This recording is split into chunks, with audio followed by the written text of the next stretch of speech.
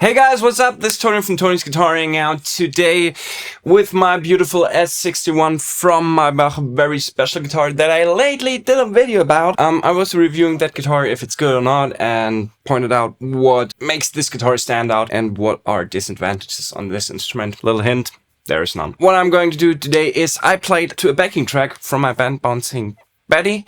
I asked our sound engineer to load out the song without any guitars. So what you heard was drums pre-recorded, bass pre-recorded, vocals pre-recorded, but no guitar. Everything you heard from the guitar was from what I created with my quad CORTEX. And what I was thinking is that I give you a little overview of what I did, how I created, how I recreated the sound. What I'm going to do is take the CORTEX control and guide you a little bit through my workflow, a little bit through what is happening in this sound device. You see a lot of thingy things here, which are very colorful and very beautiful. What I have here is one amplifier going through a bunch of effects, leading towards a cab, and then ending up in an equalizer.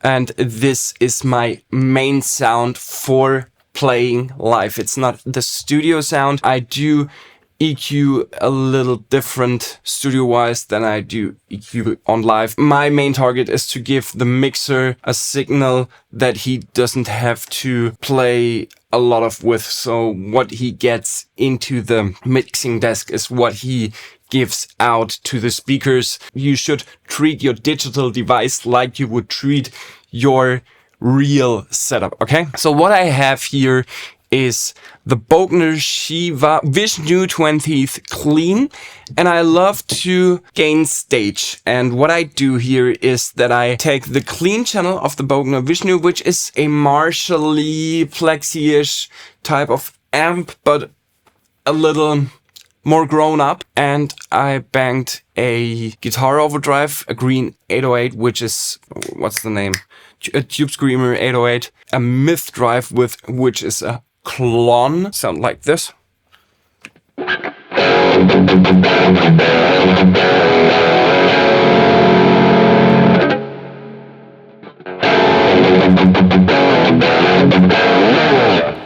I have the gain nearly to the maximum here. A little less bass, therefore a little bit more mids and highs. So this would be my amp without distortion effects. Now let's put on the Klon. So that's like a clean boost to me. Maybe a little bit more.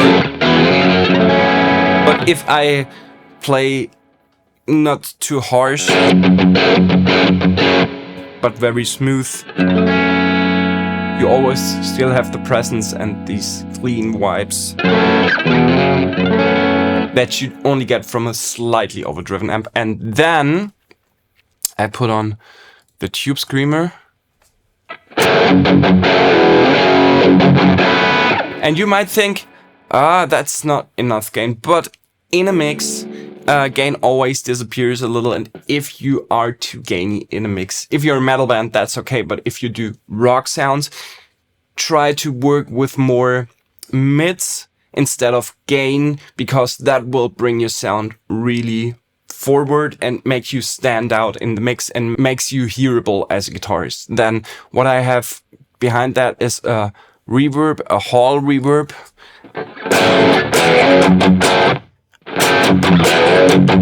It would sound horrible without that. And because this is kind of a big song, it needs a guitar that fills up the sound and makes it big. So, and in the sidechain, I'm just using a compressor that would, if I switch presets, that would feed the shimmer reverb, which we hear in the verse. This is the main sound. And this is the verse sounds.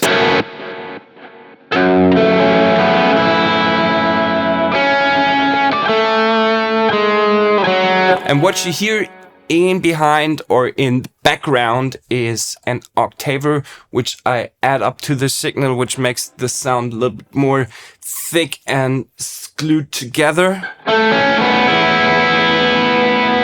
And on top of that, I'm giving a little modulation with a 2090 TC Electronics chorus.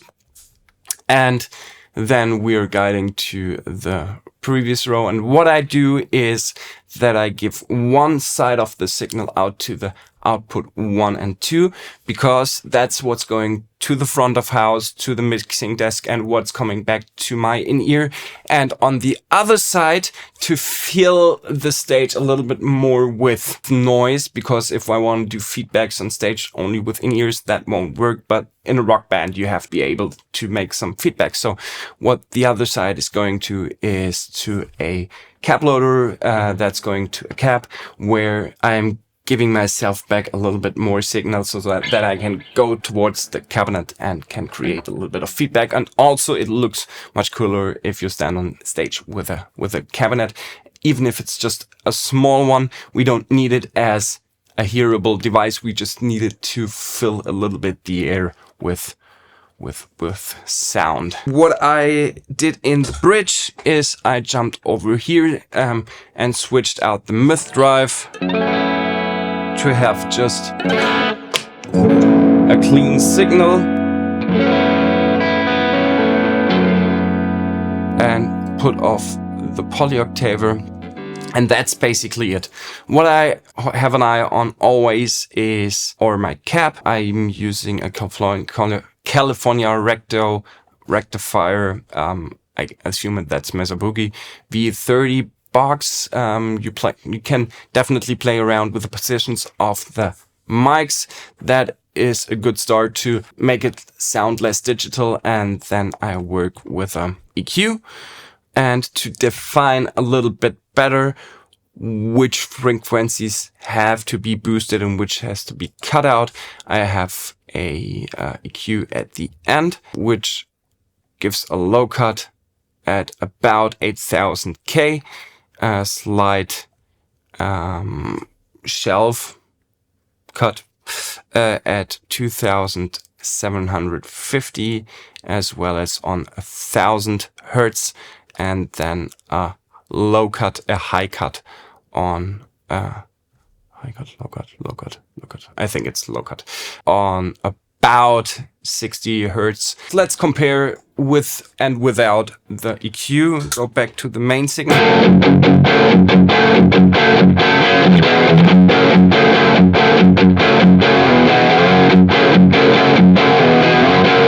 All right, let's switch it off.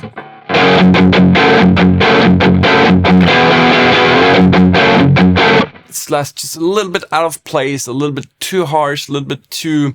It's not compressed and soaky enough.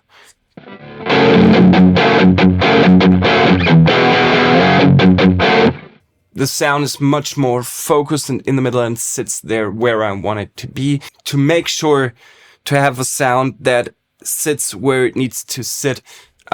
Sit down with a technician, with a sound engineer from your record or from your live setup, or if you don't have any, call a friend, call up someone who's really into sounds and rehearsal with him your live sound situation. Try to set up your devices as best as the mixer says. That's how I would need it, because you as a guitarist just think, okay, that's loud, that's good. Oh, that's louder, that's better. But in a situation where you have like 5 band members, or 4 or 6 drums, bass, guitar, singer, and then a keyboard player, and you have to find your niche where you sit. You have to trust in someone who is knowledgeable enough to say, that's your position. Sit down right there. Play in that range.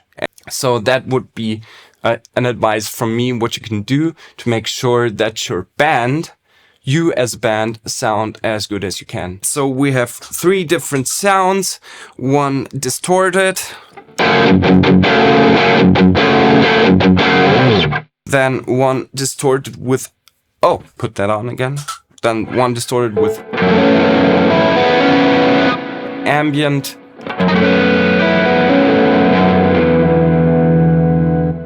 one clean.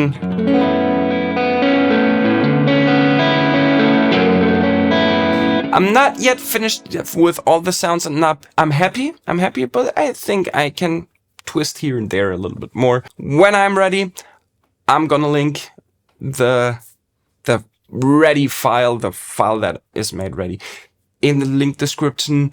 Until there, I wish you so much fun with creating your own sounds. Be creative with your playing, with all what you do. Remember, rock and roll always starts in your fingers and ends in your equipment, not the other way around. And I hope to see you next time on Tony's Guitar Hangout.